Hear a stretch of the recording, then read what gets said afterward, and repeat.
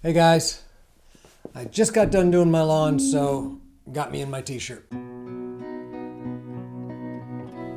And hi, it's me, Kevin Barheit. Thanks for tuning in again. Today I wanted to touch base for a few seconds because something pretty cool happened over the last week or so.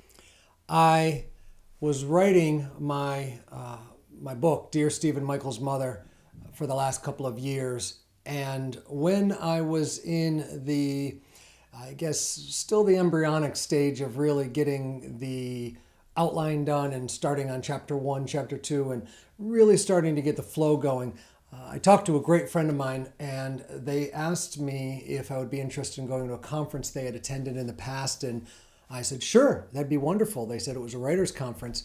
And that writers' conference was at the Harvard Medical School in Boston. It's affiliated. And I just said, great. This was about a year ago. I said, great, sure, I'd be glad to do that. And they didn't tell me much about it, just said, here, look it up. And so I looked it up, put it on my phone, thought about it for a couple of days, and then finally got back to it and then realized this was a conference for writers, agents. And the one thing that they also have is the ability to sign up and do a pitch. And that means, quite simply, you've got a class on a Thursday. That's what I did. And that class starts, I think, at 4 o'clock in the afternoon. And they give you some instruction on doing the pitch, but then one after another, they call you up, allow you to practice your pitch.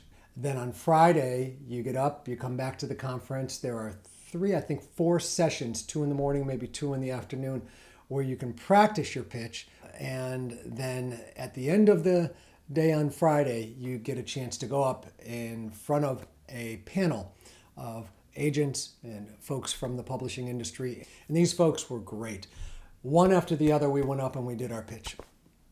And you didn't have to have it memorized. If you did, that was great. But the thing was that if you came with the pitch, and I did come with the pitch memorized, but boy, oh boy, when you get up in front of the coaches on the Thursday, you work it out and they give you some feedback and you go home and you move it back and forth and move things around. And by that time, you'd love to memorize it. But here's the thing. When you get up in front of the panel, who aren't really as concerned with whether you're memorizing, it's not an acting gig. They want to hear your pitch, and you only have, this is the big one, 70 seconds. So that's the thing. Great. It'd be great to memorize it and never have to trip over the words. But if you've only got 70 seconds and one chance, read it if you have to, because if you trip over it and you lose your way, then the whole pitch tumbles pretty quickly. So I thought I would just share that with you because it was an amazing experience, not just the pitch, all of the sessions. I was totally flabbergasted. I had never been to a conference quite like this, and I've been to dozens and dozens and dozens of conferences in the last 20 some odd years. This was different. And also the authors that I met and the intellectual power of the people that I met there were just over the top. And did have an opportunity to sit down face to face across the table and individually with agents and publishers and different people from the industry. And they were all so just open to wanting to engage and give. After I got done with the pitch on Thursday, the class came back and pitched on Friday. It went well. And then Saturday I came in and it was kind of with a newfound, I don't want to use the confidence, not sure if it was a newfound confidence, but it sure was a newfound, I think, foundation. And here's the key. This is what really surprised me. I knew going to the conference about 2 weeks before the conference. All right, about 2 months before the conference, I was excited. 2 weeks before the conference, I just wanted to go camping instead. And I don't like camping. But the idea was, your heart starts to pound, and the idea of going seems pretty exciting and nerve-wracking.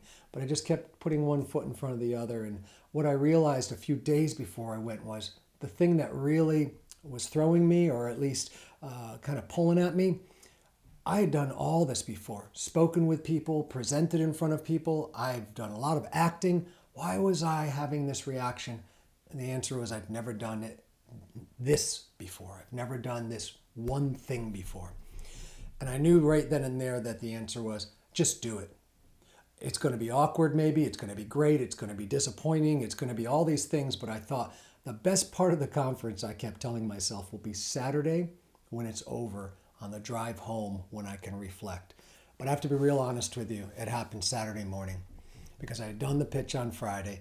I felt really good about it, but I came in Saturday and I was able to then feel so much more like I had that foundation. So when I spoke to another agent that day, when I spoke to people, other authors, I was flowing.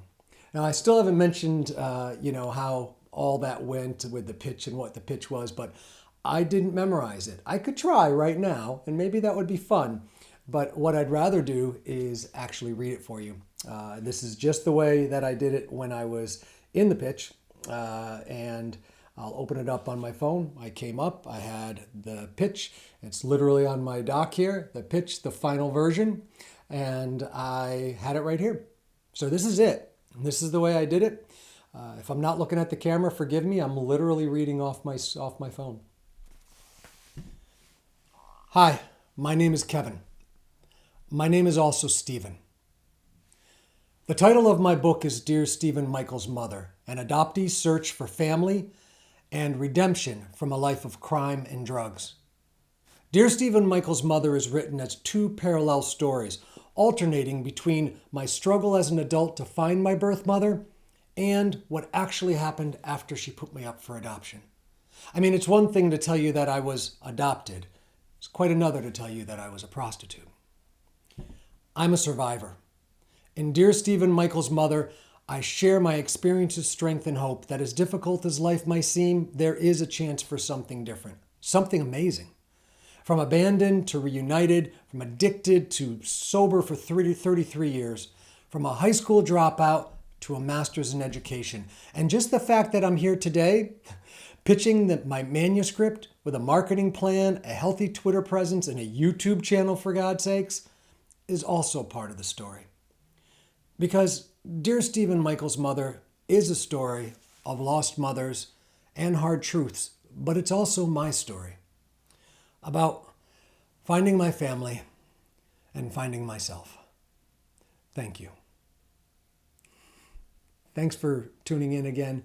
It's been great chatting. I wanted to share this experience and make sure I got it documented. This happened. This was real. This was powerful. And again, thanks for tuning in. Take care.